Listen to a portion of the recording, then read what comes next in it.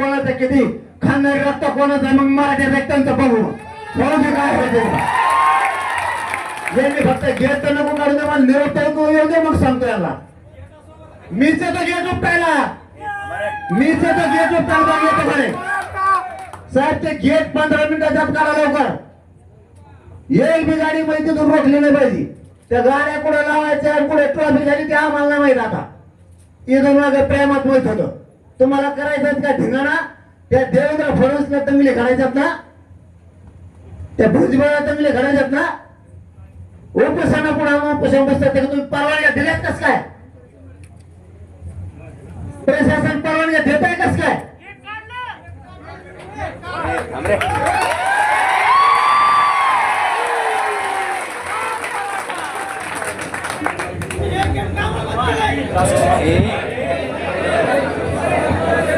शांत राहणार रे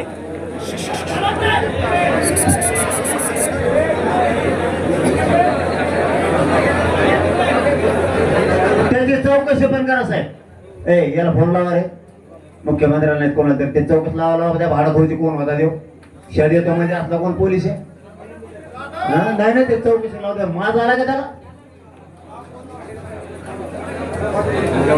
त्याला झालं गेट मोकळं केलं का गेट मोकळं करा द्या पहिलं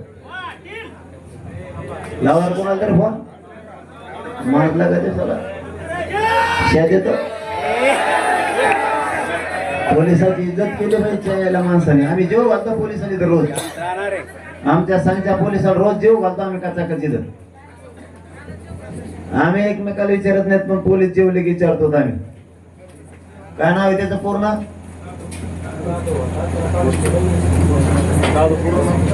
मूर्ख होता ते चौकशी लावा मला लावा ते एसपी फोन लगेच लावा ते मूर्ख होता मूर्खाला त्याला सस्पेंड त्याला लगेच कायमच निलंबित करून टाक सस्पेंड करा त्याला ठेवू नका त्याला निलंबित सुद्धा करू नका बडतर्फ करा त्याला ठेवू नका नाही तर गृहमंत्र्याला फोन लावा लावा त्याला असले पोलीस संपले तो का पड कोण तोंड कोरडं माल पागल नाही मी 4 दिवस पोटात का नाही मला नाही सहन होत लगेच कोरडं पडलं माझं तोंड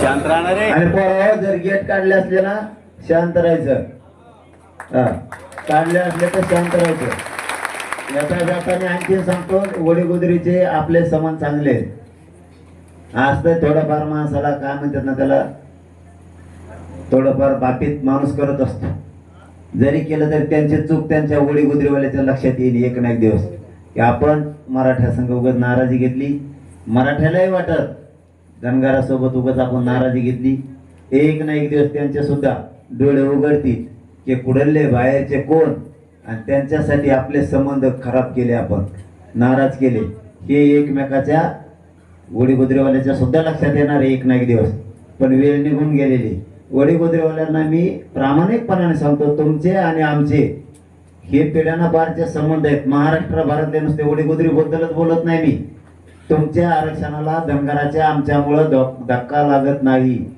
तुम्ही विनाकारण मराठ्याची नाराजी अंगावर घेऊ नका तुम्ही उगाच इकत भांडण घेऊ नका कोणाचं पण ऐकून त्या छगन भुजबळचं त्या परळीवाल्याचं ऐकून तुम्हाला आम्ही हमेशा साथ देतोय जरा तुमच्या काळजाली चरून बघा आणि तुम्ही सुद्धा आम्हाला हमेशा साथ देतात तुम्ही एकमेकाच्या काळजावर फक्त धनगर बांधव विचारून बघा ग्रामपंचायत असो जिल्हा परिषद असो पंचायत समिती असो आपण एकमेकाला मराठी मत करणारे तुम्हाला मी समजून सांगायला लागलोय ऐकून घ्यायचं का नाही ते तुमचा प्रश्न मी प्रामाणिकपणाने सांगायला लागलो धनगर आणि मराठा कधीच तुटलेला नाही कधीच तुटलेला नाही याला कोणी तोडू पण शकत नाही पण हे बाहेरचे कुठले तरी येणार ते छगन भुजबळचं त्या परळीवाल्याचं ऐकून शिदूनच्या गाड्या पाठवणार आपल्याला मोठे पण देणार आणि आपल्याला खोल घुसवणार हे वैर मोठं करणारे त्याच्यामुळे जरा समजून घ्या तरी मला अशी माहिती आहे की वडीगोदरीतले बरेचसे धनगर बांधव हुशार झाले मला माहिती आली खूप हुशार झाले त्यांच्या लक्षात आलं की राजकीय डाव आहे त्या राजकीय डावापोटी आपलं गाव वडीगोदरी गाव पणाला लागलंय वडीगोदरी गावात आणि आजूबाजूच्या मराठ्यात विनाकारण नाराजी पसरायला लागली. हे राजकीय लोक आहेत, हे कुठं तरी आमदार खासदार होते नाही एखादी बार आपल्या गावात तसं सोडून देते, आपलं गाव डोळ्यावर येईल.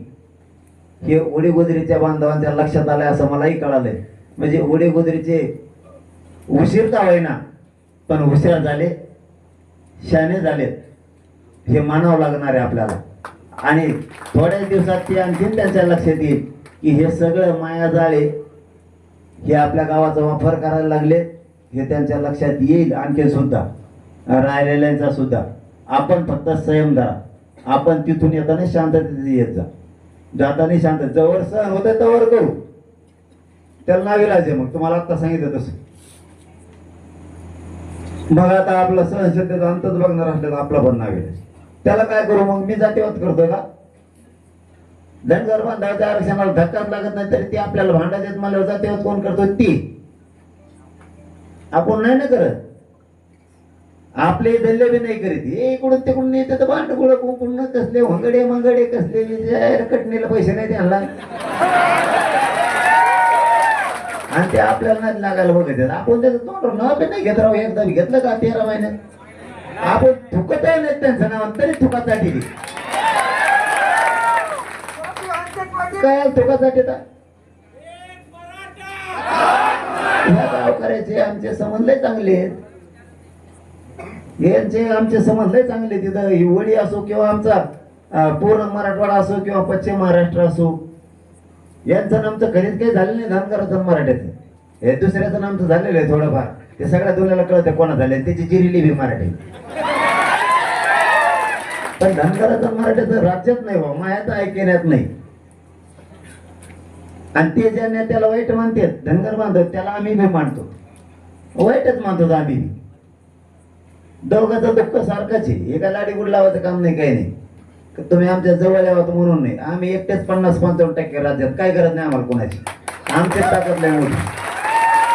पण ते खरं आहे ते बोलतात आम्ही की तुमचा जेव नेता तुम्ही ज्याला वाईट मानतात त्यालाच आम्ही सुद्धा वाईट मानतो. म्हणून तर धनगराचं मराठ्यांचं चांगलं आहे गावागावात. पण हे कुठले तरी माकडे येते तर उगा आपलं बोल बोल बोल बोल कुठं तरी बसायचं तिकडं. आता तिकडं किती जीवाची भाजी लागली. ते लेकरं मारायला लागलेत पंढरपुरात. ते बिचारे लेकराची मारायचे बऱ्याच 12-13 दिवस झाले तर त्या लेकरला उठाय ना त्या धनगराचे. तिकडे जीव द्यायला जाणार लोक तुम्हाला डोक्यावर घेते. इकडं मराठ्याला विरोध करायला येतो. कशा धनगर वाघ येते. धनगर आमच्यामुळे धक्का बी लागत नाही. धक्का बी नाही लागत आमच्यामुळे. तरी पण तुम्ही विरोध करणार काय म्हणा का? आमच्या भुजबळला बोलत, तुमचा भुजबळ होय, तुमचा भुजबळचा काय संबंध आहे? आमच्या फडणवीसला बोलत काय भाषा आहे ती? काय तुमच्यापेक्षा रंगील भाषा आहे माहीत. फक्त धनगरात आणि मराठ्यात नाराजी होऊ द्यायचं म्हणून गप्पी. हा नाही, तुमची भाषा काय आहे? तुमच्यापेक्षा लय 10 पाऊल पुढचं आहे. मग मी कचाकच चलत असतो कोणकडे. मी लय लांबचं आहे. मग मी आपलं नको. हे चांगले आहेत. कुठेतरी 2 बदगडे आलेत म्हणून त्यांच्यासाठी धनगराचं मराठीचं वाईट पण नको म्हणून बोलत नाही. तुम्ही लगेच अर्थ काढणार डर आहे. डर भर काय डर भर रे. मी हे पट्टायला गप्पा सांगतो राज्यातले म्हणून गप्पे कसलं येतं नुकटवची तर काय म्हणून धामाचं आम्ही ऐकून घेतो की नको. आणि त्या मानात ओडीगोदरीला मान द्यावा लागणार आहे. ओडीगोदरीला कारण ते तितके हुशार झाले. लवकर उशीर का व्हायना पण हुशार झाले. ते निवड केलं. हे सगळा डाव आहे. विनाकारण मराठ्या धनगरात चांगलं आहे. एकडून तरी येणार, गाळ्यात बसणार, मंदिरात बसणार. मंदिर संपलं की एखाद्या टपाडावर बसणार. टपाड झालं की तिकडून उठणार, शाळा पुढं बसणार. शाळा संपली एक गाड्यातून हुसकून दिलं बाहेर की डांबरीवर बसणार. डांबरीवर बसणार. कोंकडा उठत आहे, कोंकडा बसत आहे. काय काय त्याला हे नाही. माणसाने एकमेकाचा आदर ठेवून बोलायला पाहिजे. आम्ही त्याला एक शब्द दुखील नाही. आणखीन 13 महिन्यात कुंकड बरळतो, कुंकड बरळतो. आमजवळ का लोक नाही तुला बोलायला का? आम्हाला बोलता येत नाही. सगळं आहे ना आमजवळ बी. लागन ती तुला ताकद आहे आमजवळ. पुन्हा पुन्हा एकदा शेवट सांगतो आता, महाराष्ट्रातल्या धनगर बांधवांना माझी हात जोडून विनंती आहे, आमच्यामुळं तुमच्या आरक्षणाला धक्का लागत नाही, तुम्ही विरोध करू नका. तुमच्या एसटी आरक्षणाला सुद्धा आमचा मराठ्यांचा कायम पाठिंबा आहे. या झाल्या 2 गोष्टी. तिसरी गोष्ट सांगतो, महाराष्ट्रातल्या सगळ्या धनगर बांधवांनी तुमच्या नेत्यांना समजून सांगा एकदा मराठा जरी ओबीसीत आरक्षण मागत असला आणि आपण म्हणजे धनगर जरी ओबीसीत असलो तरी धनगराचा वेगळा प्रवर्ग आहे. मराठ्यांमुळं आपल्याला धक्का लागत नाही. बाकीच्यासाठी आपण मराठ्याची नाराजी अंगावर घेणं उपयोग नाही. मराठ्यांच्या आरक्षणामुळे आपल्याला धक्का लागत नाही. या सगळ्या राज्यातल्या धनगर बांधवांनी एकदा तुमच्या नेत्यांना समजून सांगा. नसन ते ऐकत तर मग आम्हालाही तुमच्या विरोधात भूमिका घ्यावी लागणार आहे. जाहीर सांगतो, पर्याय नाही आम्हाला. मग त्याच्याशिवाय आम्हाला पर्याय नाही. कारण ते आम्ही उत्तराला प्रत्युत्तर देणार म्हणून हे जास्त व्हायला लागलं आणि ते आमच्या डोक्याच्या वरून चाललं. म्हणून 13 महिने आम्ही सहन केलंय. मायबाप धनगर बांधवांना हे शब्द वापरून तुम्हाला सांगतो, 13 महिने झाला आम्ही सहन करतो. आता आम्ही सहन करत नसतो. तुम्ही तुमच्या नेत्याला समजून सांगा. पुन्हा एकदा सांगतो, आमच्यामुळं धनगर आरक्षणाला धक्का लागत नाही. तुमचा वेगळा प्रवर्ग आहे. तुम्ही जरी ओबीसीत असलात आणि आम्ही जरी ओबीसीतलं आरक्षण मागत असलो तरी आमच्यामुळं तुम्हाला धक्का लागत नाही, कारण तुमचा वेगळा प्रवर्ग आहे. तुम्हाला सेपरेट 3-3.5 एकर वाटून दिल्यासारखं, सेपरेट 7-12 दिल्यासारखा विषय तुमच्या नावानं सेपरेट, त्याच्यामुळे त्याला धक्का लागत नाही. म्हणून तुम्ही उगच फुकट भांडण विकत घेऊ नका. मराठ्यांनी जर चूक केली तर तुम्ही मराठ्याचा कान धरा. मराठ्यांनी जर चूक केली तर धनगरांनी मराठ्याचा कान धरा. धनगरांनी चूक केली तर मराठा धनगराचा कान धरी. पण फुकट उगं भांडण विकत त्या येवल्यावाल्याचं परळीवाल्याचं ऐकून तुम्ही घेऊ नका. तुम्हाला स्पष्ट सांगतो. आणि राज्यातल्या मायबाप धनगरांना विनंती, एकदा तुमच्या नेत्याला मराठ्यांच्या विरोधात आंदोलन करणाऱ्याला समजून सांगा, तुम्ही फुकट आंदोलन मराठ्यांच्या विरोधात करता कशामुळं? तुम्ही मराठ्यांना काय विरोध करता? तुम्हाला मराठ्यांचं धनगराची मारामाऱ्या का लावायच्या? हे गोरगरीब धनगरांनी बांधवांनी त्यांना प्रश्न विचारा. आणि ते ऐकत नसतील, आम्हाला मात्र मग आता प्रत्युत्तर द्यावं लागणार आहे. आमचा नाविलाज. तुम्हाला नाही विरोध करून जर तुम्ही आमच्या विरोधात यायला लागला तर मग जातीवाद कोण करतो? ही उघड्या डोळ्याने समाज बघतो. जातीवाद तुम्ही करतायत आणि 13 महिने झाले आम्ही सहन करतोय. आता करणार नाही. आम्हाला सुद्धा मग तुम्हाला विरोध करावा लागणार आहे. हे मात्र धनगर बांधवांनी समजून घ्या. जसं वडीगोदरीतल्याही बांधवांना सांगतो, 13-14 महिने झाले तुम्ही आमच्या पुढे आंदोलन बसवतात, आम्ही मुद्दाम होऊन टाळतो, आजूबाजूला जातो. मी माझ्या समाजाला साक्ष ठेवून सांगतो, आज आम्ही आजूबाजूला जातो. का? क्लेश नको, एकमेकाला धक्का लागला नको, काय नको, आपण लांबून जाऊ. तुमचं आंदोलन बसल्या असलं आम्ही लांबून जातो. मुद्दाम आम्ही काहीच करीत नाहीत. मुद्दाम काहीच करीत नाही. जाणून बुजून पाऊल उचलीत नाहीत आम्ही. मुद्दाम वडी गुजरीतून मी कधीच गाडी समोर नेत नाही. सरळ गाडी आंबड रस्त्याला लागते. मी इकडून जातो हरिओम हॉटेलकडून, सगळा ताफा घेऊन, पण जात नाही. जरी नाही धक्का लागला आणि कदाचित लागला बी धक्का, जाणून बुजून धक्का कोण लावत नसतो. कोणाकडून बी कोणाला धक्का लागतो. पण मराठ्याची गाडी असल्यामुळं, मनात भेद झाल्यामुळं म्हणून नाही की धनगराच्या माणसाला धक्का लागला मराठ्याकडून, म्हणून आम्ही गाड्या सुद्धा हवेनच नेतो, गावातून आणत नाही. हे वडीगोदरींच्या धनगरांबद्दल आमचा प्रामाणिकपणा आहे. फक्त वाद करायचे नाही म्हणून, फक्त वाद करायचे नाहीत म्हणून. आणि तुम्ही जर वारंवार दुसऱ्याच ऐकून आमच्या मागे लागणार असाल तर आता मात्र आम्हालाही सहन होत नाही. तुम्ही आपलं तुमच्या हिशोबाने आंदोलन करावं, आम्ही आमच्या हिशोबाने आंदोलन करतो. आमचं लोकशाही पद्धतीने शांततेत तुमचं जसं करायचं तसं करा. वचवच ऐकून घेतली जाणार नाही यापुढे. बस 4 दिवस वाट बघू, 2-3 दिवस वाट बघू. धनगर बांधव बिचारा गोरगरीब त्या नेत्यांना समजून सांगतोय का? कारण फुकट इकत भांडण घेऊ नका. मराठ्यांनी सुद्धा फुकट भांडण इकत घेऊ नये धनगराच उगच उगत. आणि धनगरांनी सुद्धा उगत फुकटचे फाकट भांडण इकत घेऊ नये.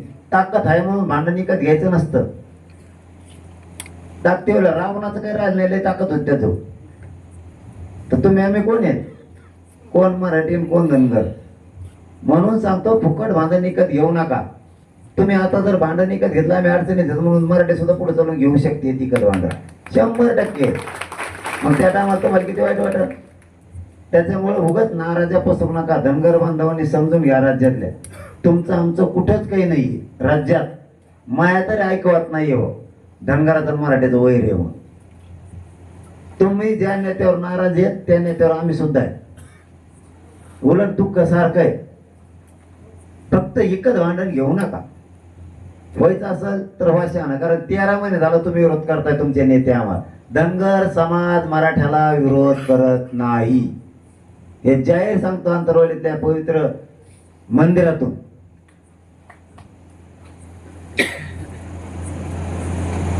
कोणीतरी जाधव आहे म्हणून जरा म्हणतोय ते कोणीतरी जाधव म्हणून येतं PSI नाव काय बोलू जाधव जाधव उडी कुजरीला त्यांना ड्युटीला लावलं.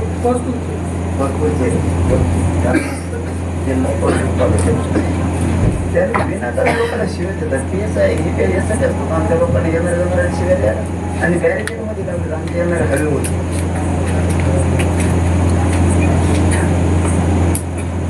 उडी कुजरीला हवेच्या इकडे आंतरवाली रस्ता येतो ना आंदोलनाकडे.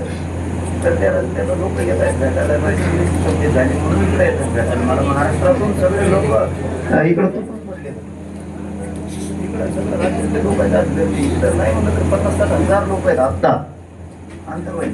ते लोक मला भेटायला येतात ड्युटी जातात. कसे सिरियस झाली माझं कोण तितकं माझी हिटची लागली होती भोगायची तरी ते लोक भेटायला कोणतरी PI जातीवाद करतोय. तिथं रोड भरायला आले गॅरिकेड लावले गाड्या आवाज लागला लोकांच्या भेटायला. शिवाय देतोय मराठीच्या लोकांना.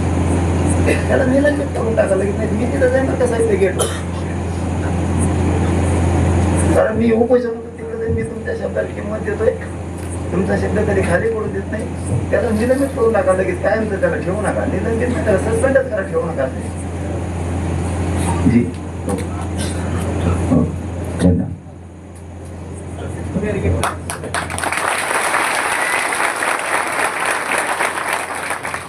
संयमाने घेतलं का बघा लोक जगूनच येत नाही. थोडं नाकात यावं तर आपली जात लय मोठी आहे राज्यात काही करीन म्हणून मी गप्प बसतो. वाटतं मायला यांना थोडं बोललं घे लगेच काही करते.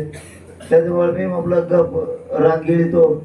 अपमान केला कुणीतरी गिळतो. कुणी मला किती शिव्या दिल्या तरी मी आपला गिळतो. मी समाधान नाही सांगत की मला लय घाण बोललेत मला लय घाणशा दिल्यात. मी आपला गप राहतो कारण तुम्हाला कळून नाही द्या. तुम्हाला सहन होत नाही. मी सहन करतो. मग आता सहन करायला लागले काही करायला लागले त्याला काय मग जे होईल ते होईल. काय करू मग? त्याला जर आपल्याला मारायचंच म्हणल्यावर त्याला काय करायचं? ते जर प्रत्येक वेळेस मारायचीच भाषा करायला लागले दंडच फुटती देत. किती दिवस आपण तरी गप बसायचं? किती दिवस? ते कोण जाधव आहे ना त्याला सोडित नाही. तुम्ही काळजी नका. हा ते कोण जाधव आहे ना तेव्हा आता जरी सुटला तेव्हा आता जरी हुकला जातीवाद आठवत असला आणि त्याला सत्ता येणारच आपली. मग त्या टायमात त्याला नाही घरी पाठवलं तिथून पुढं कायमचं ते दारे धरायला बायको जातच घमेल आणि त्याच्यात खोर नादी नाही लागायचं. गोडीनं राहा.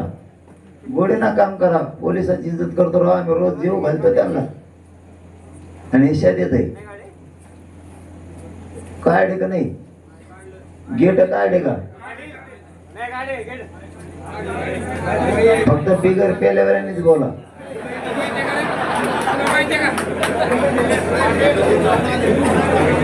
पाहून येणार एक जण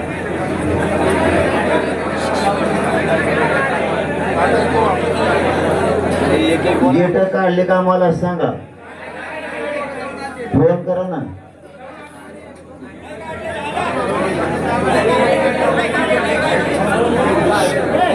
ए थांबा रे. एकदा खात्री करा काढलेत का, एकदा खात्री करा काढलेत का. नाही त्यांना चिकळायचं असलं वातावरण तर चिकळून द्या, त्याला नावीला मीच जाऊन काढते. नाही नाही काय जायची गरज नाही कोणाची.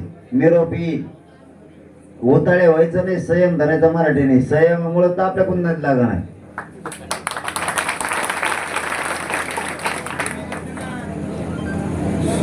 कोण तिकडून निरोप घ्या ना, तिकडून निरोप घ्या कोणाकडून तर काढेल. त्यांना चिकळायचं असलं वातावरण तर चिकळून दे. थांबा रे.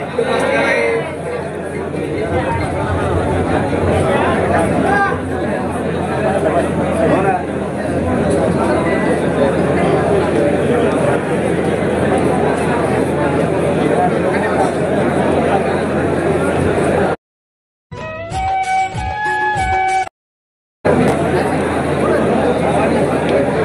कोण दिलाय आत्ता का कवा केलाय मोकळा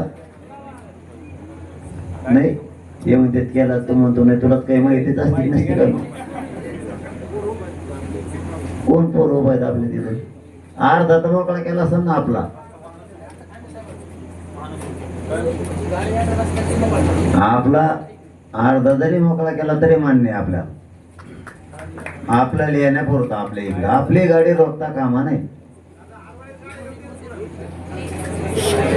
ए थांबणार रे.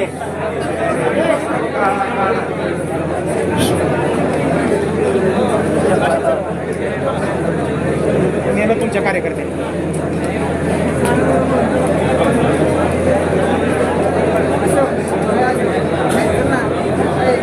आपसात बोलू नका.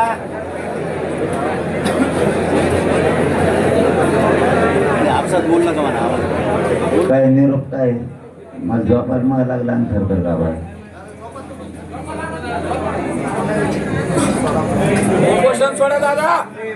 आवाज सोडा रे. आता यांचे जिरूस तर उपोषण सुटत नसतं. यांचं जिरी नरच आहे मी आता, त्याशिवाय उपोषण सुटत नाही. आता पुऱ्या मागण्या मंजूर घेतल्याशिवाय हटायच नाही तुम्ही सुद्धा. आता नाही सोडा फेडा काय नाही. आता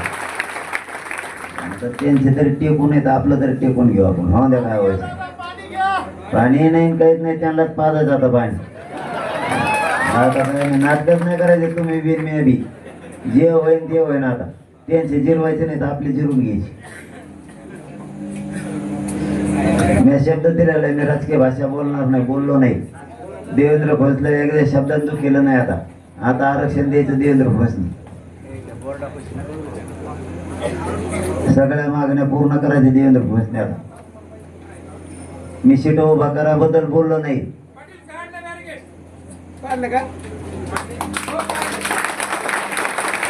येता जाताना सगळे जण आपले शांततेत येत जात जा. रागराग करायचा नाही. त्यांनी जाणून बुजून जरी घोषणा दिल्या तरी आपण आपला एक लहान भाऊ म्हणून सोडून देऊन पुढे चालायचं. जवळ नाडल येते सहन होते तवर करू. आपले येत जात जात जा. त्याला डांबऱ्यावर बसून द्या, नाही तर केळाच्या गाड्यावर बसून द्या. काय अरे एवढ्या मोठी जात आहे मराठीची, विरोध करून काय मोठे पण वाटत असं का त्याला. काय मोठे पण मिळत असं त्याला. बरं त्या 4 धनगरातले बांधव बिचारे सुद्धा चांगला म्हणानात, मराठीचे 4 चांगल्या म्हणानात. ते म्हणते हे फक्त विरोध करायला जन्मलंय. धनगराला कळतं ना राव, ते का हुशार नाहीत का काय. त्यांनाही कळतंय. हे असते माजूरपणा मगरूरपणा चांगला नाही. आणि पोलिसांनी त्यांचं ऐकून आमच्यावर दाब टाकायचा. एवढे गेलेलेच आहे आम्ही. ही बॅरिकेड काढीत काढीत तिथे सागर पोत येईल ना. मग आपण बोलायला लागलोय म्हणून सांगतो तुम्हाला, आपण राजकीय एक शब्द बोलणार नाही. ते म्हणते मी राजकीय भाषा बोलतोय. राजकीय भाषा बोलायची मी 7 दिवस झाले बंद केली. 7वा दिवस आहे आज. राजकीय भाषा बोलत नाही. उमेदवार उभा करायचे म्हणत नाही. पाडायचे सुद्धा म्हणत नाही, तीनही गोष्टी म्हणत नाही. परत आपली बी चळवळ जे राजकीय तीही करायची नाही म्हणतोय मी.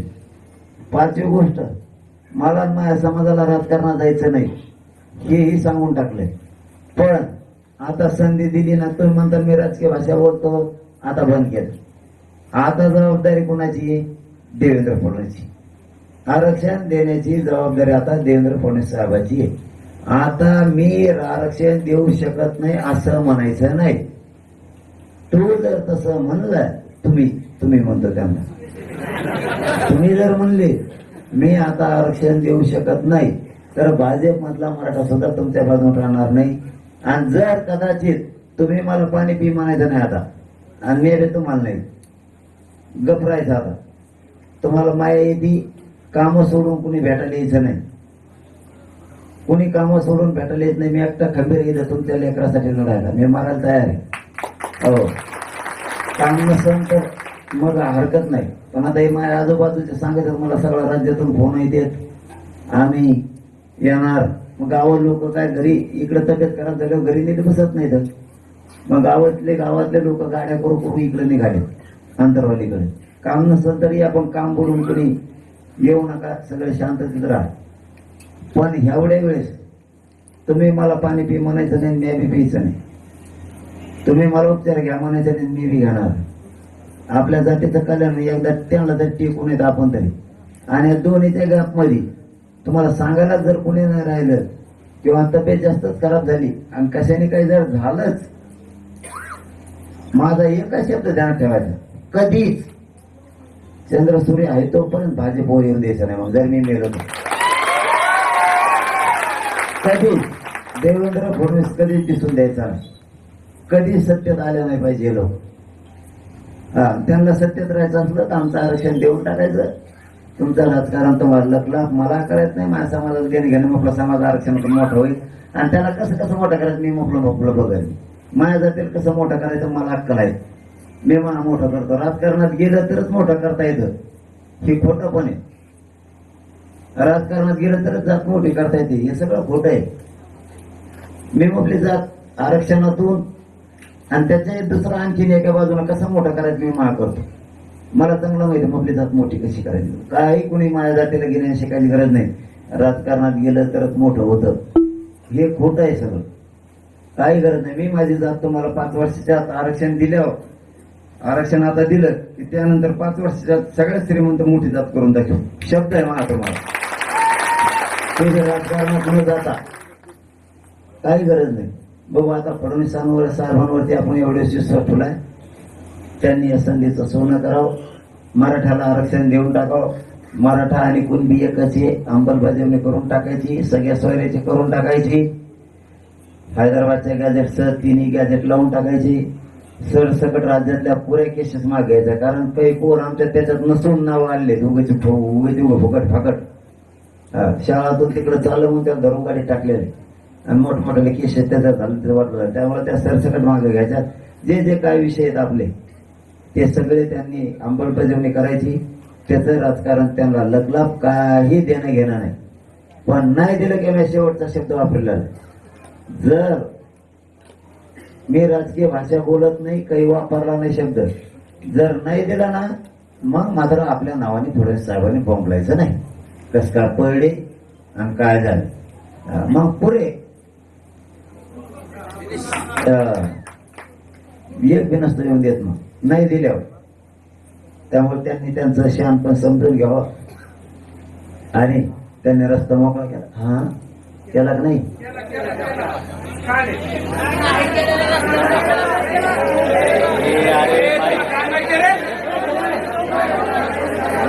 बसल्या पाहिजे काय माहिती तुम्हाला.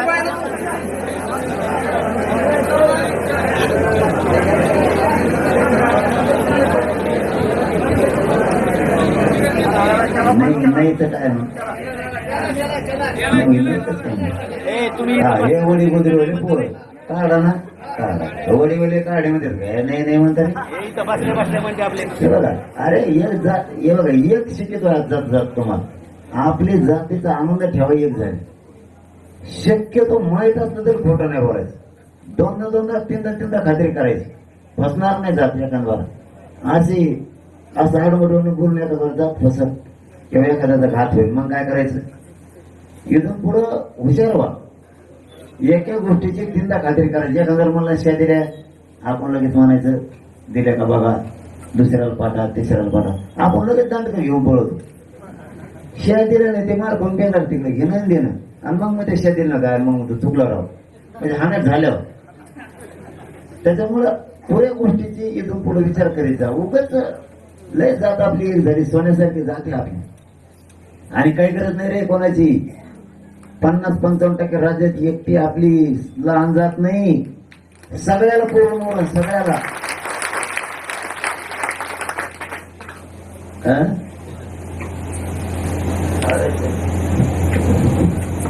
जय शिवराय, जय शिवराय. सध्या तर पुरी बिघडली, पण तुमच्या पोलिसांची आपल्याला आणली माहिती जातीवाद करताय ते बोललो भरायला तिथं आंतरवादीकडे माझी तब्येत खराब झाली ना, जीपची तकलीफ तोंडाला. तर महाराष्ट्रातले लोक येतात भेटायला, सगळे राज्यातून गाड्या घेऊन इकडं. ते होळीला त्यांनी जाधव नावाचं कोणीतरी येते आहे. कुठून आले जातीवादी दादाजी. आता हे दादा त्याचा परवा त्या पोलिसाला घातली बघा आमची. आणि तेवढी शेत येतोय पोर आहे.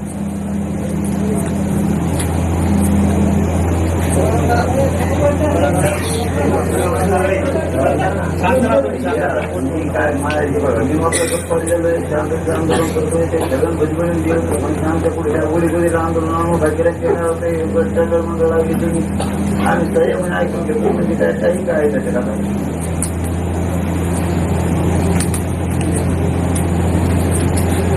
याला पर्यंत पण सर्व करावं लागेल. आपला कोणीच नसतो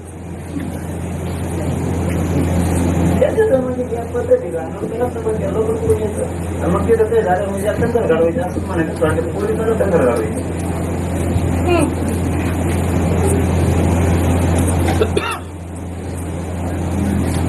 आता फडणवीस आपण संधी दिली एवढेच. तुम्ही सगळेजण त्यांना समजून करणार देऊन टाकू ना. आम्हाला राजकारण ऐकायला एकच मिनिटं घेतो. तुम्ही सगळं सांगून टाका त्यांना आता की मला राजकीय भाषा वर्तमान राजकीय भाषा वापरत नाही. पारंपरिक पण टाकला आणि जो देश डोळ्यानं बघतो कोणी फायदा केला. त्यांना एवढंच सांगावं त्याला की त्यांच्या ज्या मागण्यात ना त्या मान्य करून त्यांना अंमलबजावणी करा. तुमच्या राजकारण तुम्हाला लागला आणि उठलं मला उठले तुमच्या पोलिसांनी एवढं सोडून घेते. कुठून परत पैसे 10,000 रुपये.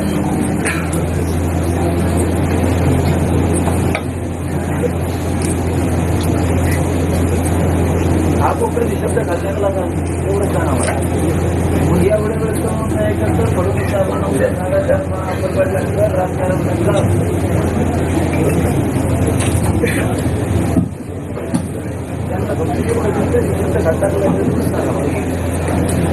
म्हणून आता मी आता काय ऐकत नाही. त्यामुळे मला बोलायचं बेस्टर होती सगळं